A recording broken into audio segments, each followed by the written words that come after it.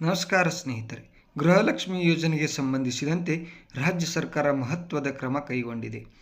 ಸರ್ಕಾರದ ಪರಿಶೀಲನೆಯಲ್ಲಿ ಸುಮಾರು 3.89 ಲಕ್ಷ ಫಲಾನುಭವಿಗಳು ಅನರ್ಹರು ಎಂದು ಗುರುತಿಸಲಾಗಿದ್ದು, ಅವರ ಖಾತೆಗಳಿಗೆ ಗೃಹಲಕ್ಷ್ಮಿ ಯೋಜನೆಯ ಹಣ ವರ್ಗಾವಣೆ ಪ್ರಕ್ರಿಯೆಯನ್ನು ತಾತ್ಕಾಲಿಕವಾಗಿ ಸ್ಥಗಿತಗೊಳಿಸಲಾಗಿದೆ. ಹಾಗಾದರೆ ಈ ಅನರ್ಹರ ಪಟ್ಟಿಯಲ್ಲಿ ಯಾರಿದ್ದಾರೆ? ಯಾವ ಕಾರಣಗಳಿಂದ ಫಲಾನುಭವಿಗಳನ್ನು ಅನರ್ಹರೆಂದು ಪರಿಗಣಿಸಲಾಗಿದೆ? ನಿಮ್ಮ ಹೆಸರು ಈ ಪಟ್ಟಿಯಲ್ಲಿ ಇದೆಯೇ? ಹಾಗೂ ಹಣ ನಿಲ್ಲಿಸಿದ್ದರೆ ಅದನ್ನು ಮತ್ತೆ ಪಡೆಯಲು ಏನು ಮಾಡಬೇಕು? ಈ ಎಲ್ಲ ಪ್ರಮುಖ ಮಾಹಿತಿಯನ್ನು ಇಂದಿನ ವಿಡಿಯೋದಲ್ಲಿ ವಿವರವಾಗಿ ತಿಳಿದುಕೊಳ್ಳೋಣ. ಈ ವಿಡಿಯೋವನ್ನು ಕೊನೆಯವರೆಗೂ ನೋಡಿ ಮತ್ತು ಹೊಸ ಅಪ್ಡೇಟ್ಗಳಿಗಾಗಿ ನಮ್ಮ ಚಾನಲನ್ನು ಸಬ್ಸ್ಕ್ರೈಬ್ ಮಾಡಿಕೊಳ್ಳಿ. ಬನ್ನಿ ವಿಡಿಯೋವನ್ನು ಶುರು ಮಾಡೋಣ.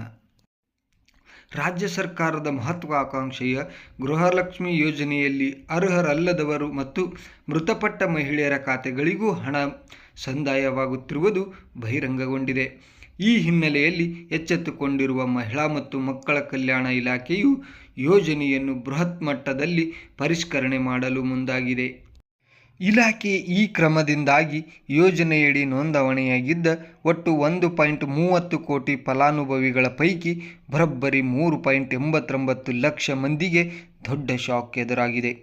ಹೌದು ಸ್ನೇಹಿತರೆ, ಇಲಾಖೆಯು ನಡೆಸಿರುವ ತನಿಖೆ ಮತ್ತು ಪರಿಶೀಲನೆಯಲ್ಲಿ ಆಘಾತಕಾರಿ ಮಾಹಿತಿ ಹೊಂದಿದ್ದು, ಒಟ್ಟು 3.89 ಲಕ್ಷ ಅನರ್ಹ ಖಾತೆಗಳಿಗೆ ಹಣ ವರ್ಗಾವಣೆ ಮಾಡುವುದನ್ನು ತಕ್ಷಣದಿಂದಲೇ ಜಾರಿಗೆ ಬರುವಂತೆ ಸ್ಥಗಿತಗೊಳಿಸಲಾಗಿದೆ.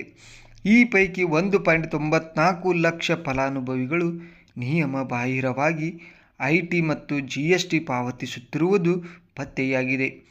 ಇನ್ನುಳಿದಂತೆ ಈಗಾಗಲೇ ಮೃತಪಟ್ಟಿರುವ 1.95 ಲಕ್ಷ ಮಹಿಳೆಯರ ಖಾತೆಗಳಿಗೂ ಮಾಸಿಕ ಧನಸಹಾಯ ತಲುಪುತ್ತಿದ್ದು, ಅದನ್ನು ಈಗ ಸಂಪೂರ್ಣವಾಗಿ ಬಂದ್ ಮಾಡಲಾಗಿದೆ. ಮಾರ್ಚ್ ತಿಂಗಳಲ್ಲೇ ಪತ್ತೆಯಾದ ಅನರ್ಹರು. ಮಹಿಳಾ ಮತ್ತು ಮಕ್ಕಳ ಕಲ್ಯಾಣ ಇಲಾಖೆಯು ಕಳೆದ ಮಾರ್ಚ್ ತಿಂಗಳಿನಲ್ಲೇ ಈ 3.89 ಲಕ್ಷ ಅನರ್ಹ ಫಲಾನುಭವಿಗಳನ್ನು ಗುರುತಿಸಿ ಪತ್ತೆ ಹಚ್ಚುವಲ್ಲಿ ಯಶಸ್ವಿಯಾಗಿತ್ತು. ಸರ್ಕಾರದ ಇತರೆ ಪ್ರಮುಖ ಇಲಾಖೆಗಳಿಂದ ನಿಖರ ಮಾಹಿತಿ ಮತ್ತು ದತ್ತಾಂಶಗಳನ್ನು ಸಂಗ್ರಹಿಸಿದ ಬಳಿಕವೇ ಇಲಾಖೆಯು ಈ ಬೃಹತ್ ಪರಿಷ್ಕರಣೆ ಪ್ರಕ್ರಿಯೆಗೆ ಚಾಲನೆ ನೀಡಿದೆ. ಮುಂಬರುವ ದಿನಗಳಲ್ಲಿ ಇನ್ನಷ್ಟು ತಪಾಸಣೆ ನಡೆಸಿ ಅರ್ಹರನ್ನು ಮಾತ್ರ ಉಳಿಸಿಕೊಳ್ಳಲು ಇಲಾಖೆ ನಿರ್ಧರಿಸಿದೆ. ಬೆಂಗಳೂರು ನಗರದಲ್ಲೇ ಅತ್ಯಧಿಕ ಉದಾಹರಣೆ.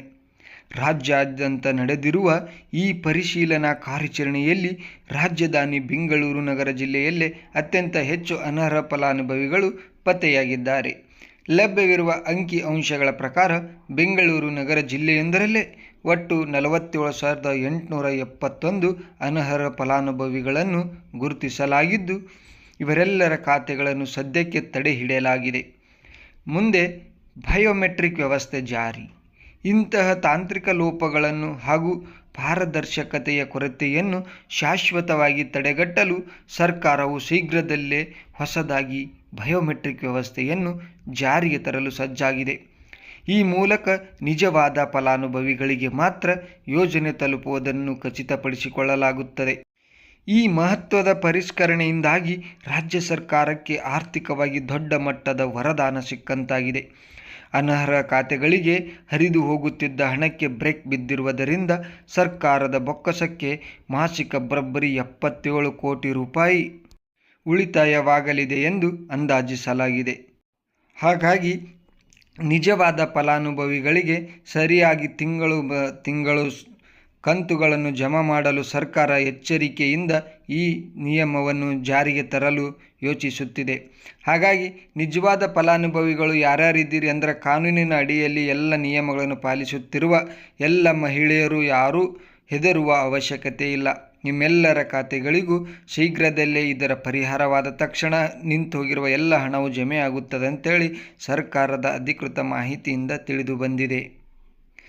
ಸ್ನೇಹಿತರೆ, ಈ ವಿಡಿಯೋ ನಿಮಗೆ ಉಪಯುಕ್ತ ಅನಿಸಿದರೆ ನಮ್ಮ ವಿಡಿಯೋನ ಲೈಕ್ ಮಾಡಿ, ಹಾಗೆ ಇತರರಿಗೂ ಶೇರ್ ಮಾಡಿ.